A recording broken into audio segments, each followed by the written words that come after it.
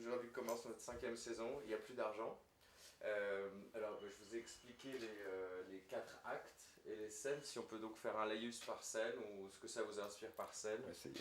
On est de quoi nourrir chaque jour nos On va auditeurs. essayer, on va essayer. Ce matin, j'écoutais Monsieur Migaud, le premier président de la Cour des comptes, qui expliquait donc, en effet, il n'y a plus d'argent.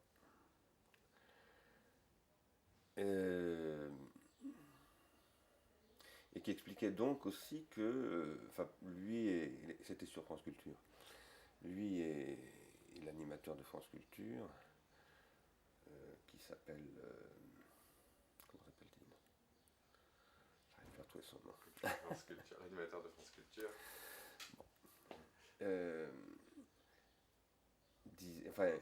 Il disait donc alors finalement, ce que disait Hollande, la croissance, tout ça c'est une bidon quoi. J'ai pas ça exactement comme ça, mais enfin c'était un petit peu ce que ça voulait dire avec quelques amortisseurs, quoi, en arrondissant un petit peu les angles. En fait, si je dis cela, parce que oui, la banqueroute, ce qui n'est pas la banqueroute française, hein, ni même européenne, c'est une banqueroute planétaire. La Chine est au bord aussi de la banqueroute. Pas tout à fait dans le même style, parce que la Chine a toujours une, une vie économique consumériste très, très vive, mais en même temps, le système bancaire chinois est vraiment au bord de la catastrophe aussi, parce que le système est devenu spéculatif. Qu'est-ce qu'on fait? C'est ça le sujet de ces 4 actes. Hein. C'est qu'est-ce qu'on va faire là, dans cette situation? Est-ce qu'on va tout casser, par exemple? Ou est-ce qu'on essaye d'abord de requalifier peut-être ce qui se joue là, et à partir de là, ce que je crois, moi, il faut absolument faire, de raisonner sur deux plans différents, avoir deux modes de raisonnement différents, pas, comment dire, pas duplices, c'est-à-dire ne pas un coup dire ceci, un coup dire cela, mais arriver à penser sur deux plans en même temps. Je veux dire que la question de l'endettement public, c'est une réalité. Quand Didier Migaud dit que quand la Cour des comptes dit que par exemple l'année prochaine, il faudra que les pouvoirs publics français réduisent les dépenses de 30 milliards, ce que Jean-Marc Ayrault et François Hollande ont repris à leur compte. C'est vrai. Mais en même temps, si on dit ça, si on s'arrête là, on ne dit absolument rien. Parce que la question c'est ces 30 milliards qu'il va falloir réduire. Le service de la dette, comme on l'appelle, c'est de 50 milliards. Et les 50 milliards, ça représente l'impôt sur le revenu. Si on dit qu'il faut faire cela et qu'on s'en tient là, on tombe dans le trou noir de la Grèce. Ce que tout le monde a fini par admettre, c'est-à-dire plus ou moins, d'ailleurs Hollande a fait sa campagne là-dessus, si on ne fait que porter une politique de ce type, on est cuit parce qu'on augmente en fait l'insolvabilité.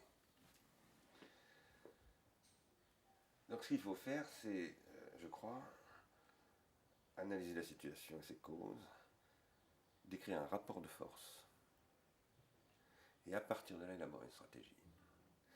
Décrire la situation et ses causes, qu'est-ce que c'est? C'est refaire l'histoire de la révolution conservatrice qui est à l'origine de cette situation. Ce qui fait qu'aujourd'hui les États sont surendettés, c'est deux choses fondamentalement. D'une part, qu'ils ne gèrent plus du tout leurs propres dettes. Autrefois, les États se prêtaient à eux-mêmes. Quand je dis les États, je veux dire par là que les nations, qui avaient le pouvoir d'émettre de la monnaie et donc de décider du taux de change, de toutes sortes de choses, ils avaient tous les leviers en main, comme on dit, sur la question monétaire, pouvait se faire crédit. Qu'est-ce que ça veut dire se faire crédit? Ça veut dire croire en soi, tout simplement. Comme si je me fais crédit, je crois en moi-même. Voilà. Et au cours des années 70, qui a commencé avec Nixon d'ailleurs, qui a changé de rôle, qui a modifié les accords de Bretton Woods, qui étaient les accords monétaires négociés par Keynes, etc., qui a abandonné les talons or, enfin on ne va pas rentrer dans tout ça. Et puis, à la fin des années 70, en passant par la crise pétrolière, la crise du modèle de la domination de l'Occident sur tous les pays coloniaux, en fait. Il y a eu un changement de stratégie du capitalisme international financier, de financiarisation justement, et d'abandon de l'appareil de production, en disant il faut plus s'encombrer des problèmes de production, il faut développer des concepts, il faut développer des marques, il faut conquérir des marchés, et il faut laisser les Chinois fabriquer les iPads, par exemple. C'est les esclaves qui vont les fabriquer, ça coûtera beaucoup moins cher, et en plus les emmerdements seront pour les Chinois et pas pour nous, pour le Parti communiste chinois. Pareil avec tous ces pays émergents, qui ne sont pas forcément dirigés par des partis communistes, mais qui peuvent être dirigés par des dictateurs fascistes, etc. Ou bien par des démocraties d'ailleurs, tout à fait, des nouvelles démocraties, genre Ben Ali, quoi. Des pays démocratiques comme le Maroc. Voilà.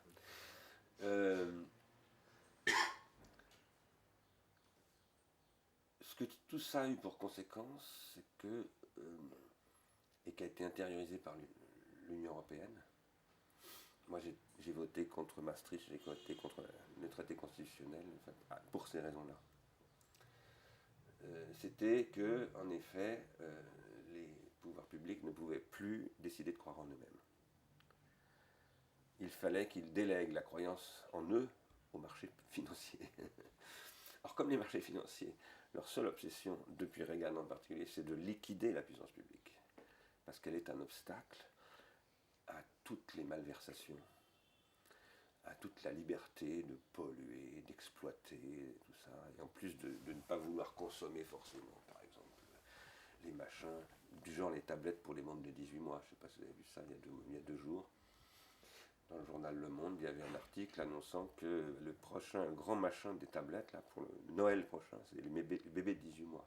Ils sont en train de mettre sur le marché des tablettes pour bébés de 18 mois. Ce qui est absolument une infamie.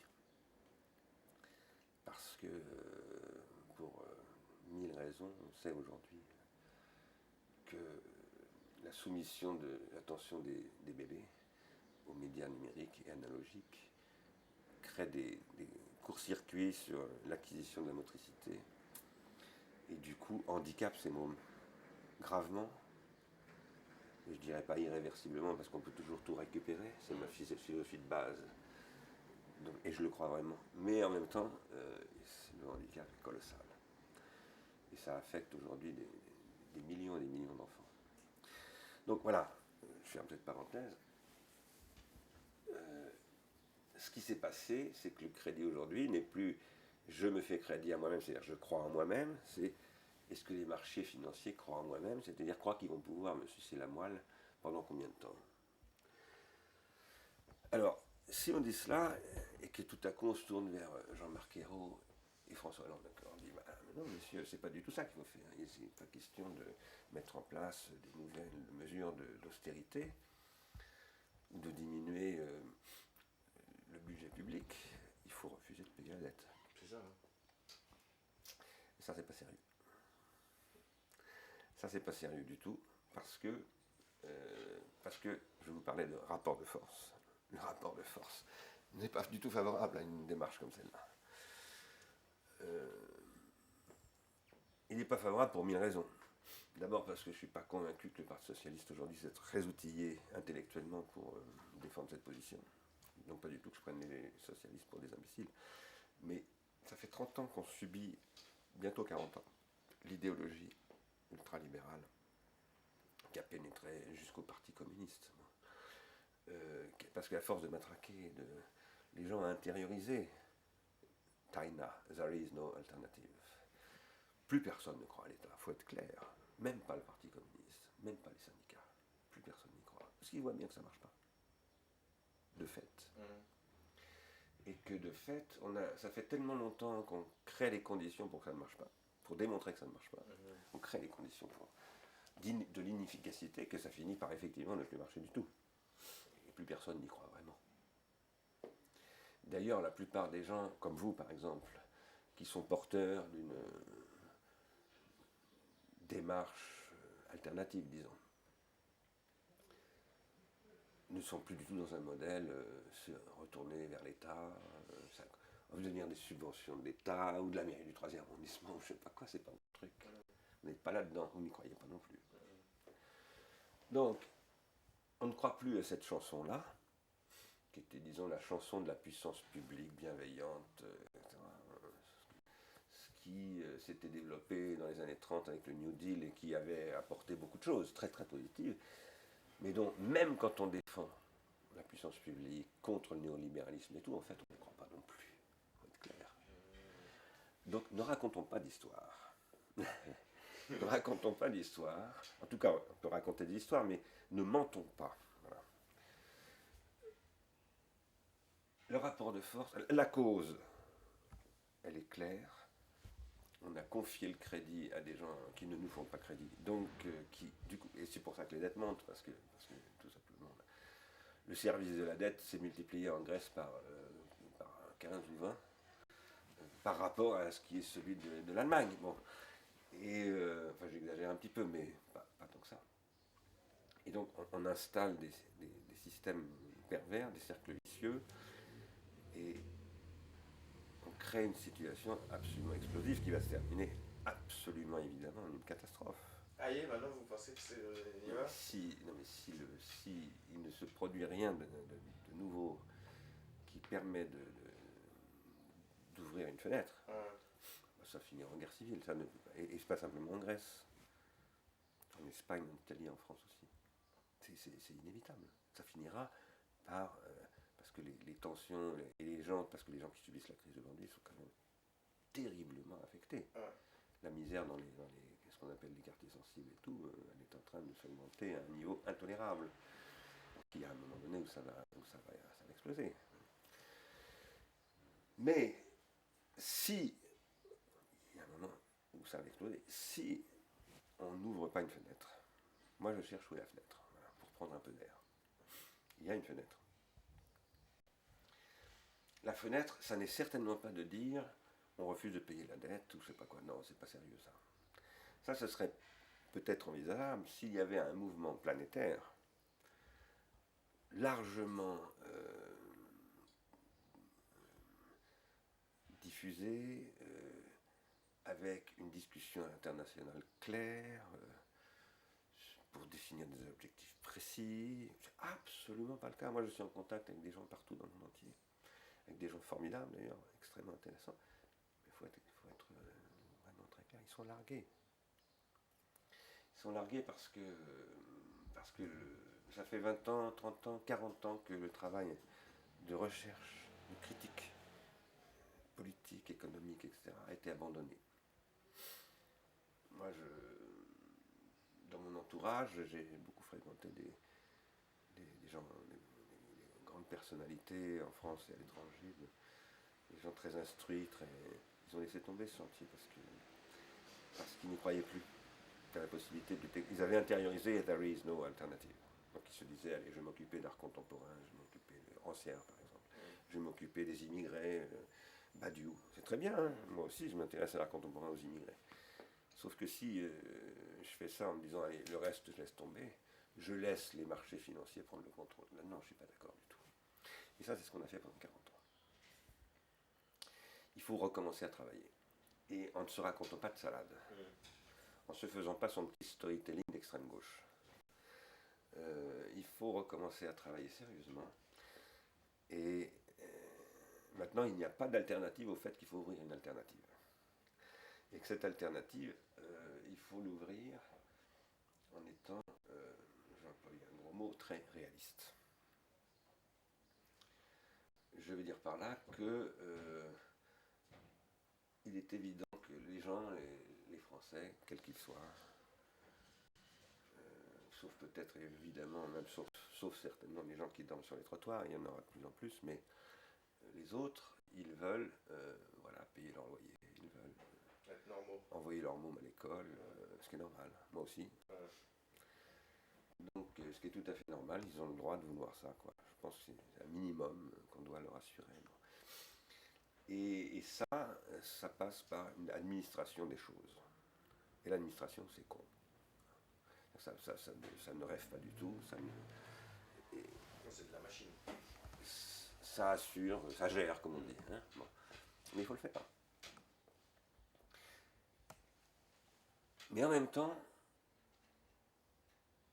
il faut faire autre chose, dans le même moment, qui n'est pas contradictoire, qui est autre chose. Parce que les gens qui veulent avoir de quoi manger demain matin, pouvoir emmener leur gosse à l'école et payer leur loyer, comme tout le monde, savent très bien qu'en fait, ce qui leur permet de payer leur loyer, d'aller emmener leur gosse à l'école, etc., ne peut pas durer comme ça. Tout le monde le sait. Plus ou moins. Il y a des gens qui théorisent ça, moi j'essaye de théoriser ça, moi j'essaye de donner des noms à tout ça, il y en a d'autres qui sont complètement incapables de qualifier ça. Ce que je viens de dire sur la dette, par exemple, ne sont pas capables de qualifier, mais ils le savent. Ils le savent. Et ce que je veux dire par là, c'est qu'aujourd'hui, tout le monde est un peu clivé. Le monde entier, les gens sont tous... même quand vous voyez Warren Buffett qui dit je veux payer des impôts, c'est un truc... voilà. C'est un truc étonnant quand même quand on y pense. C'est intéressant. Moi, je pense que aujourd'hui, François Hollande et Jean-Marc Ayrault devraient appeler Maurice Lévy et lui dire ah, vous aviez dit que vous gagniez trop d'argent. Je me souviens, nous nous souvenons. Bon, on va vous inviter maintenant à faire un débat. Voilà. Vous aviez dit que vous gagnez trop d'argent. Alors combien maintenant? Combien on va vous taxer de combien? 45, 50, 52, 60? Parce que vous gagnez trop d'argent. Il faut les prendre au mot. Maurice Lévy, c'est un gros menteur. C'est un vrai storyteller, lui, du sarkozysme. C'était d'ailleurs un des grands copains de Sarkozy. Warren Buffett, c'est sûrement beaucoup plus compliqué. Et je ne parle pas de George Soros, qui n'arrête pas de dire depuis 10 ans ce système est absurde, je gagne plein de fric avec, parce que tant que je peux en gagner, de toute façon, tout le monde en gagne. Si c'est pas moi, ça sera un autre, mais c'est complètement absurde. Il n'arrête pas de raconter ça depuis 10 ans. Personne ne l'écoute. C'est quand même inouï. Parce que, pourquoi on n'a jamais ouvert un... Pourquoi est-ce que le président de la République française et le Premier ministre, par exemple, ne créeraient pas un plateau de discussion avec ces gens en disant bon, bah, discutons maintenant, publiquement. Ouais. Discutons pour de bon. Vous dites que c'est absurde, alors qu'est-ce qu'on fait? Moi, je pense que y a beaucoup de choses qui s'inventent et qui peuvent convaincre, y compris, par exemple, George Soros, Warren Buffett, mais aussi le commerçant du coin, le patron de la PME avec 100 personnes, etc., qui savent tous que ça ne peut pas fonctionner, continuer comme ça. Ils le savent, mais en même temps, ils ne veulent pas le savoir parce que ce n'est pas assumable aujourd'hui, socialement parlant. Ils ne peuvent pas, dans leur pratique quotidienne, ils ne peuvent pas assumer ce point de vue. Du coup, ils se crétinisent, c'est-à-dire qu'ils refusent de voir, ils en arrivent parfois à voter Marine Le Pen, etc., en disant « je ne veux pas le savoir, je ne veux pas le savoir, tout ça c'est la faute des Blacks ou des Juifs ou des fonctionnaires ou de Sarkozy ou de Hollande ». Parce que il suffit de trouver, chacun son petit bouc émissaire. Et même Sarkozy peut devenir un bouc émissaire. Et lui qui a tellement pratiqué la politique du bouc émissaire. Et il est d'ailleurs en train de le devenir pour certains au sein de l'UMP. Parce que l'UMP se décharge maintenant un peu, une partie de l'UMP se décharge un peu sur lui quand même, tous ces gens-là se sont tous compromis très largement. Il n'y a pas que Jean-François Copé. Enfin bon, ça c'est un... Quoi qu'il en soit, moi je crois qu'aujourd'hui, si on arrive à qualifier les causes, à qualifier un rapport de force, et à produire non pas un récit simplement, il faut toujours un récit, mais plus qu'un récit, un but, une croyance. Parce que résoudre le problème de la dette, c'est reconstruire une croyance. Il n'y a plus de croyance. C'est pour ça qu'il y a des dettes. S'il y avait de la croyance, la dette n'apparaîtrait pas comme un problème, mais comme une chance. Tous les historiens du capitalisme ont montré, du capitalisme ou des formes anciennes du marché, parce qu'il y a des marchés non capitalistes, que ce qui fait le dynamisme économique, c'est la possibilité de faire des dettes. Donc, c'est à partir du moment où on crée des possibilités d'endettement qu'on peut créer du développement. C'est fondamental. C'est pas pour rien que Lucien Leven, par exemple, c'est l'histoire de la banque au XIXe siècle. Ce qui a fait, tous ces gens-là racontent ça, ce qui a fait le développement du XIXe siècle, c'est évidemment le crédit, c'est-à-dire la dette. S'il y a du crédit, il y a des dettes, forcément. S'il y a des gens qui prêtent, c'est qu'il y a des gens qui empruntent. Et tant que les gens croient, ça fonctionne. C'est quand ils ne croient plus que ça ne fonctionne plus. Il n'y a plus de croyance. Les gens ne croient plus à rien du tout. Moi, je soutiens qu'il y a des gens qui croient quelque chose. Je parlais de Richard Stallman tout à l'heure, entre nous, là, que j'ai rencontré à la mairie du 3e. Lui, il croit à quelque chose. Ça ne veut pas dire que je suis d'accord avec tout ce qu'il dit, mais il croit vraiment à quelque chose, et je crois à beaucoup de choses de ce qu'il dit. Et il y a beaucoup d'autres gens comme ça. Par ailleurs, moi, je discute avec des industriels, même avec des banquiers, qui s'intéressent de plus en plus à ces croyances-là. Ils se disent, après tout, là, il y a peut-être quand même des gens. Ils y croient tellement, ces gens-là, ils font tellement de trucs, ils sont tellement dynamiques, peut-être qu'après tout, ça vaut le coup de discuter avec eux.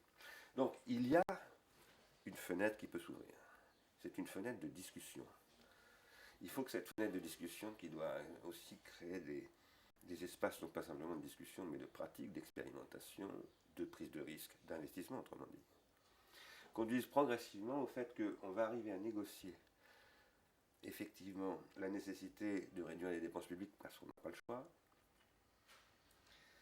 dans un temps où, pendant ce temps-là, où on va se donner un temps pour quoi faire, pour négocier un changement des règles. Il faut changer les règles. Il faut revenir à des financements publics. Il faut revenir à des banques publiques d'investissement. Ça fait partie du programme de Hollande au niveau européen. Le problème, c'est que aujourd'hui, Hollande et les, disons, les sociodémocrates allemands qui soutiennent son point de vue contre Merkel, etc., n'ont pas de projet économique. Ils ne développent pas, ils ne disent pas, ce serait pour développer d'autres règles, pour développer un autre modèle économique, un autre modèle industriel, etc. Ils commencent, je crois, à s'en apercevoir, à s'en rendre un petit peu compte. Et je pense que la responsabilité aujourd'hui des gens comme vous et moi, qui essayons de réfléchir à d'autres, c'est de leur tendre un petit peu des images ou des miroirs qui leur permettent de voir que oui, il y a une respiration à donner. Ils en ont absolument besoin. Tactiquement, je dirais, pour de mauvaises raisons purement électorales, c'est qu'ils ont besoin de donner le change à toutes, parce que ça va créer beaucoup de tensions, tout ça. Et il va falloir qu'ils soient capables de dire oui, mais il y a autre chose qui se prépare. Et stratégiquement et non plus tactiquement, parce que de toute façon, il n'y a pas d'autre issue que ça. C'est la seule issue. La seule issue, c'est d'inventer un autre modèle industriel européen. Et de négocier avec la Chine et les États-Unis. Il y a une nouvelle importante aujourd'hui. L'Europe a rejeté ACTA. C'est très très important. Et il faut que la discussion politique se porte de plus en plus sur ces questions-là. Mais en pratiquant ce que, quand j'étais petit, quand j'étais très jeune, bon, c'était une époque où la jeunesse était extrêmement politisée, où beaucoup de gens croyaient encore à cette époque-là au grand soir, moi compris. Et on raisonnait en termes de rapports de force. Il y a des rapports de force. Moi, je ne crois plus du tout au grand soir. Je me méfie, je combats cette idée. Je crois qu'il n'y a pas de grand soir, tant mieux. La vie est compliquée. Il y a beaucoup d'injustices. Je crois qu'on peut diminuer beaucoup d'injustices. Mais je pense que le grand soir crée d'énormes injustices beaucoup plus grandes encore. Donc, je pense que moi, je ne crois plus à ça. Je crois que plus grand monde y croit. Il y a des gens qui racontent cette histoire encore. Il ne faut pas les laisser la raconter. Ils la racontent parce qu'ils, comme ils ne savent pas quoi dire d'autre, en même temps, ils savent très bien que c'est une histoire auquel plus personne ne croit, mais ils ont besoin de s'y accrocher. Il faut discuter avec eux. Moi, je discute en ce moment, par exemple, avec les grands syndicats européens, etc., pour dire changer de registre, passer à autre chose, et commencer à être prêt. Ils commencent à se dire oui, c'est vrai, ça vient plus beau. Donc, il faut arriver à articuler tout ça. Les syndicats, les grands syndicats européens, la puissance publique social-démocrate qui est actuellement au gouvernement français, qui a un rôle historique et planétaire, parce que c'est très important ce qui se passe en France là. Dans les 5 ans qui viennent, si la France arrive à ne pas se casser la gueule, ce qui est presque inimaginable, hein, parce qu'il il n'y a pratiquement pas de chance qu'il y arrive. Il faut être clair. La probabilité d'une réussite est extrêmement faible. Mais moi, je crois au miracle. Donc, ce que je veux dire par là, c'est que c'est toujours ce qui est une probabilité extrêmement faible qui fait l'histoire. Donc, le pont d'Arcole, c'était une probabilité extrêmement faible. Bon, C'est quoi le pont d'Arcole? C'est Napoléon qui a conquis, qui s'est battu comme un chien, qui à l'époque ne s'appelait pas Napoléon, et qui du coup a construit sa stature, et qui est devenu à partir de là, bon, qui a fondé l'Empire ensuite. Quoi. C'était d'ailleurs un truc très, très, très horrifique, mais bon, en même temps, ça a changé la face de l'Europe. C'est une page de l'histoire énorme, pas simplement française, mais histoire que les Espagnols nous reprochent beaucoup, parce que les grognards de Napoléon ont massacré de très nombreux Espagnols. Mais en même temps, histoire, Hegel disait, voilà, Napoléon, c'est le monde en train de se transformer. Quoi. Bon, quand il a vu passer Napoléon, c'était pour l'occupation de l'Allemagne. Mais Hegel, il reconnaissait néanmoins l'histoire en marche. Bon. Ce que je veux dire par là, c'est que, je disais, l'histoire se fait toujours sur des trucs totalement improbables. Ce sont des choses microscopiques et improbables qui font. C'est toujours ça qui font les grands tournants historiques. Et on est au bord d'un truc comme ça. Donc, ce qui se passe en France en ce moment, la question c'est est-ce que la France, qui est un nain, c'est microscopique la France, hein, à l'échelle planétaire, et ça n'est plus du tout ce que c'était autrefois. Il faut bien se le mettre dans la tête. Néanmoins, c'est un pays qui garde un prestige énorme, d'abord incroyable, et qui, par ailleurs, a quand même des atouts considérables, internes et externes, et qui a vraiment une possibilité de faire des choses, et en plus, qui a reconquis du crédit, là, tout récemment, avec Hollande, il n'y a aucun doute. Mais est-ce qu'après il y a le courage, est-ce qu'il y a l'éthique, est-ce qu'il y a tout ça pour que ça puisse vraiment prendre corps leur formation, enfin que la France puisse s'en sortir, parce qu'il faut du courage là, non? Il faut surtout de la... Bien sûr qu'il faut du courage. Ça, je pense que la première question dans la vie, c'est le courage. Vous avez raison, je dirais plus le courage que l'éthique. C'est pas tout à fait la même chose. Ça fait partie de l'éthique, si vous voulez, mais je me méfie toujours de la référence à l'éthique parce que c'est un cache-misère, c'est un peu comme les immigrés pour Badiou ou l'ère contemporaine pour Rancière, ça évite de se poser des problèmes durs, qui sont les problèmes de rapport de force. Est-ce qu'il y a la capacité à entrer dans un rapport de force? Je pense que c'est ça la question que vous posez. Et moi je dis oui parce qu'ils n'ont pas le choix. Vous savez, le réel parfois vous impose. Il y a des moments où vous n'avez plus le choix. Donc vous êtes, alors ou vous crevez, ou vous changez complètement. Et voilà. C'est ce que raconte par exemple William Burroughs dans Le Festin nu. À un moment donné, il n'a plus le choix. Il faut qu'il arrête de prendre de la canne. Il n'a plus le choix. Ou alors il va tuer sa mère, ou... c'est ce qu'il raconte. Hein, et donc aujourd'hui, on est dans un monde totalement toxico. Les politiques sont toxicos au pouvoir, les consommateurs sont toxicos à leur pauvre misère. Il n'y a que de la toxicomanie. Les Golden Boys sont toxicomanes au flash. C'est une des parties de Jérôme Kerviel, c'est ça. C'est un flash quand vous mettez 4 milliards de dettes sur une banque. Vous prenez un shoot pas possible. C'est le crack, quoi. Et donc, tout ça, on est dans une société addictive aujourd'hui, complètement addictive. Et personne n'y échappe, ni vous ni moi. Moi, je me surprends très très régulièrement à consulter bêtement mon téléphone. Alors, je vais voir si j'ai reçu un truc, débile comme comportement. Mais voilà, c'est parce que tout le système est basé là-dessus. Et donc, personne n'échappe à ça. On est en train maintenant de devoir entrer en désintoxication. Donc il faut trouver le docteur Olivenstein, qui lui a inventé des méthodes de désintoxication de l'héroïne, mais pour des systèmes économiques absolument. Et pour M. Hollande et M. Hérault, comment est-ce qu'ils vont les mettre en cure de désintoxication? Et ils en ont besoin, ils le savent. La grande différence entre Sarkozy et Hollande, c'est ça. C'est que Sarkozy ne sait absolument pas que c'est un énorme toxico. Alors lui, c'est le pire des toxicos. Parce qu'il est vraiment en plus. Mais quand je dis qu'il est vraiment, je ne veux pas dire qu'il s'est shooté ou qu'il prenait de la coke, etc. Mais j'ai connu des gens qui l'ont très bien connu. C'était vraiment un type qui se comporte de manière absolument addictive. De toute façon, ça se voyait, il suffisait de le regarder. Mais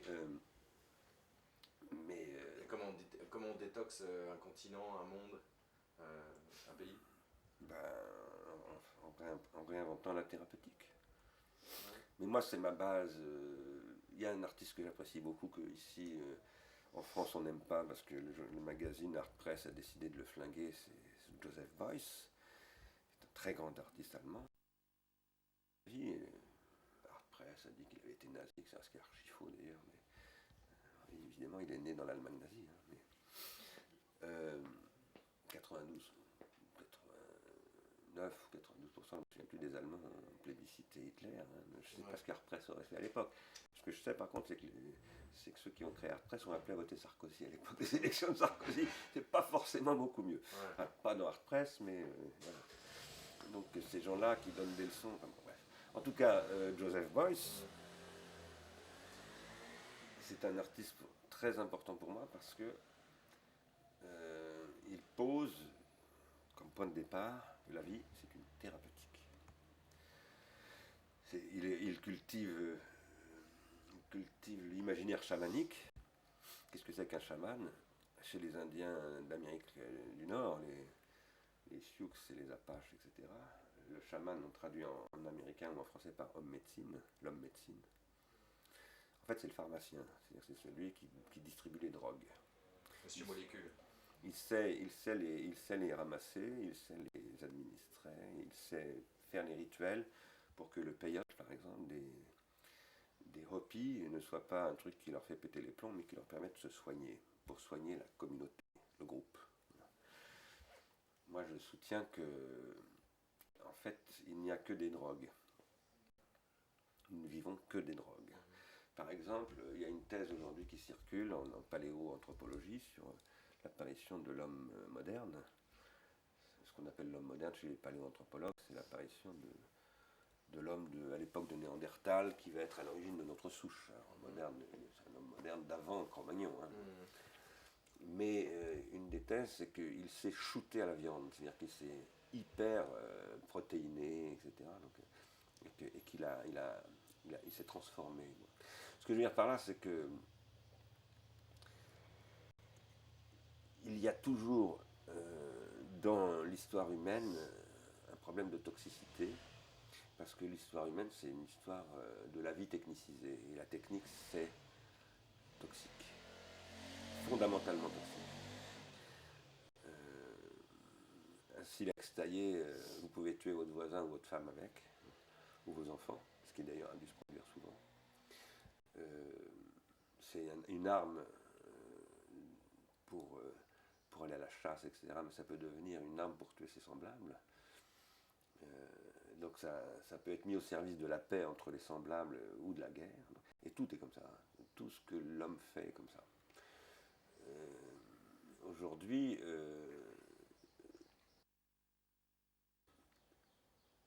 les techniques qui ont été produites surtout depuis la révolution industrielle, sont devenues hyper toxiques. Et ce que nous découvrons, c'est la toxicité planétaire, donc qui menace la planète elle-même là. C'est pas nos semblables simplement. C'est la planète en tant que telle, c'est le genre humain en tant que tel qui est menacé, c'est évident. La question, c'est de remettre en œuvre des démarches thérapeutiques.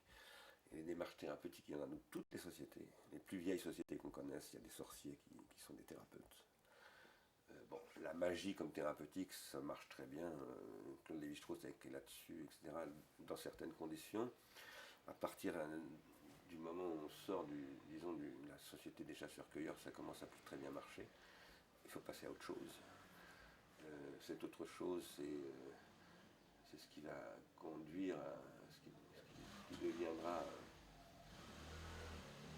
les dieux, les grandes sociétés polythéistes, les grandes civilisations impériales, et puis le dieu, c'est-à-dire le monothéisme, et puis d'autres formes de thérapeutique, dont la Révolution française, Jules Ferry, etc., etc. Jusque pratiquement aux années 1960, 70, toutes les formes de société, quelles qu'elles fussent, ont développé ce qu'elles pensaient être des bonnes thérapeutiques, qui pouvaient être de très mauvaises thérapeutiques, bien entendu. Hein.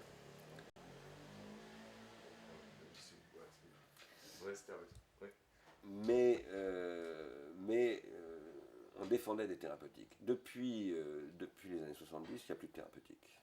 Ce que Reagan a dit, quand il a dit le gouvernement n'est pas la solution, c'est le problème, ça voulait dire laissez tomber, laissons les toxicos s'intoxiquer. Allez-y, shootez-vous, défoncez-vous, détruisez-vous, bouffez du sucre, bouffez de la coque, bouffez des enfêtes, bouffez tout ce que vous voulez, de la télé, jusqu'à plus soif. Et nous, pendant ce temps-là, nous, c'est-à-dire le capital spéculatif, on va maximiser les gains, comme on dit, et optimiser la fiscalité, c'est-à-dire il n'y aura plus d'État, donc il n'y aura plus d'impôts à payer. Et tout ça a détruit la planète. C'est ça le sujet.